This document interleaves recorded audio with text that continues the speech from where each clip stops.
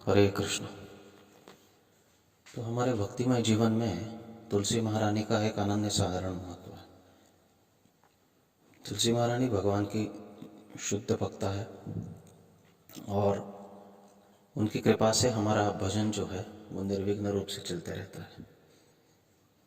हर एक भक्त को तुलसी महारानी के सानिध्य में भगवान का भजन करना चाहिए। तुलसी महारानी भगवान की एक बड़ी शुद्ध भक्त है और उनकी कथा से आप परिचित है। वो जलंधर की पत्नी है।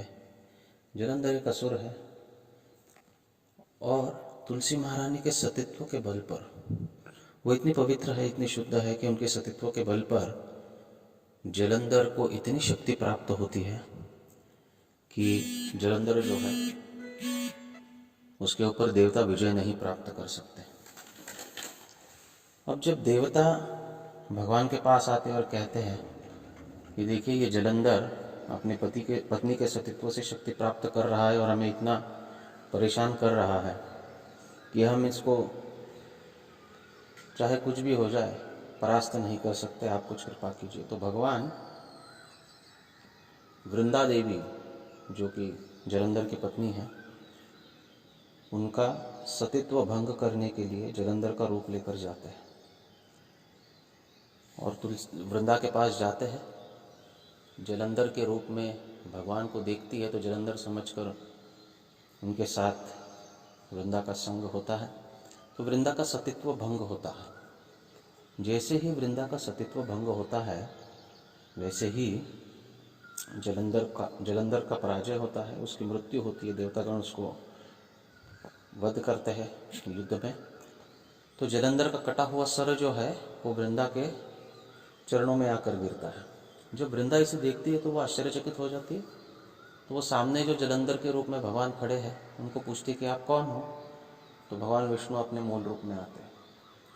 तो वृंदा बड़ी व्यथित होती है और वो भगवान को शाप देती है कि आपने जो कार्य किया है वो ठीक नहीं है। आपका हृदय जो है ये पत्थर का बना है और चूँकि आपका हृदय पत्थर का बना है, आप पत्थर बन जाइए। भगवान अपने भक्त के दिए हुए शाप को स्वीकार करते हैं और कहते हैं कि अगर मुझे पत्थर बनना है तो आप पौधे के रूप में आइए। इस प्रकार वृंदा देवी जो है ये पौधे के रूप में आई और यही वृंदा जो है तुलसी है। तो तुलसी महारानी भगवान की इतनी विशुद्ध भक्त है कि उनके शाप को भगवान स्वीकार करके पत्थर के रूप में यानी शालिग्राम जी के रूप में आए। और हम देखते हैं कार्तिक मास में जब तुलसी विवाह होता है तो तुलसी जी का विवाह शालिग्राम से ही होता है और शालिग्राम और तुलसी ये अद्भुत भगवान और भक्त है। तुलसी महारानी को संतुष्ट करने के लिए एक ही मार्ग है, उनके सामने भगवान के नामों का भजन करना, जप करना, जलदान करना, परिक्रमा करना, ये तो हमारा कर्तव्य है ही। परंतु उनके पास बैठकर जब हम भगवान के नामों का भजन करते हैं तो वो अतीव प्रसन्न होती है।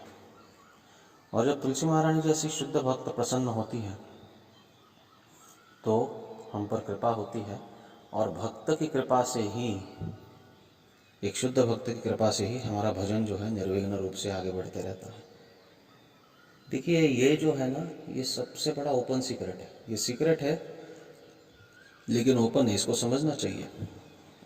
भक्त को संतुष्ट किए बिना हम भगवान का भजन नहीं कर सकते हैं। भगवान का भजन केवल शब्द का उच्चारण और कानों से सुनने से उसमें हम प्रगति नहीं कर सकते हैं।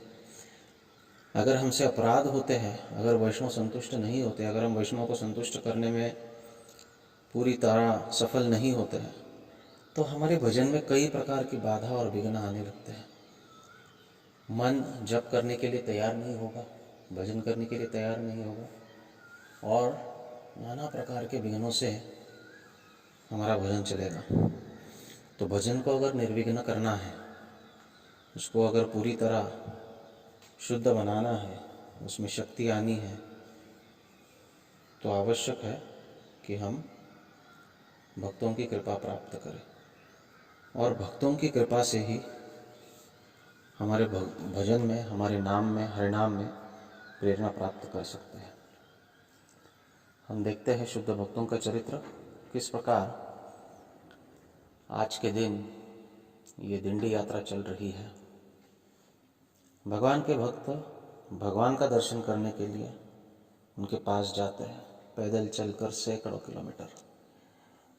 ये जो अब 15 दिन के बाद जो एकादशी आएगी उसे देवशयनी एकादशी या फिर आषाढ़ी एकादशी कहते हैं। इस दिन भारतवर्ष में जहाँ जहाँ पर भी भगवान के धाम है, तीर्थ है, भगवान के अलग अलग विग्रह प्रस्थापित है, वहाँ बड़े बड़े महोत्सव होते हैं। महाराष्ट्र में तो आषाढ़ी एकादशी का बहुत बड़ा पर्व होता है। पंढरपुर में लाखों भक्त आते हैं भगवान विट्ठल के दर्शन के लिए। भगवान विट्ठल और कोई नहीं, भगवान श्री कृष्ण ही है।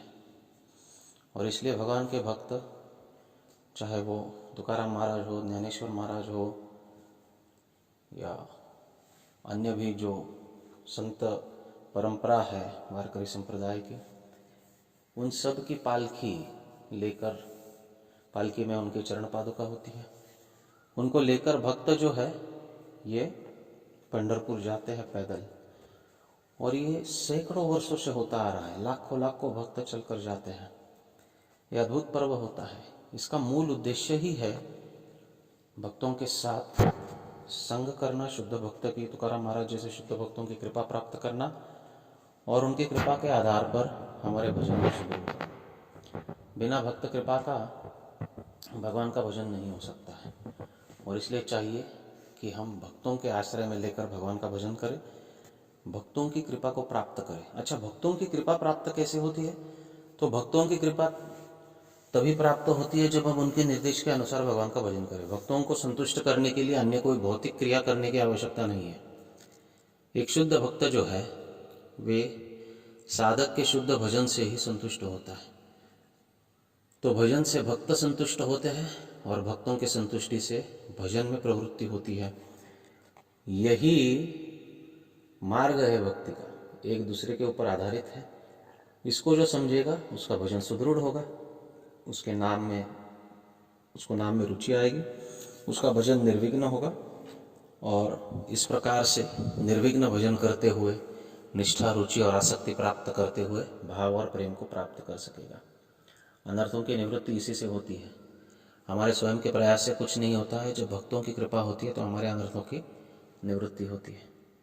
इस प्रकार से सुंदर भजन करना चाहिए और शुद्ध भक्तों की कृपा प्राप्त करनी चाहिए। वृंदा देवी जैसे भक्तों की कृपा प्राप्त करनी चाहिए और उनके सानिध्य में भगवान का भजन करते हुए अभीष्ट सिद्धि कृष्ण प्रेम को प्राप्त करना चाहिए। हरे कृष्ण।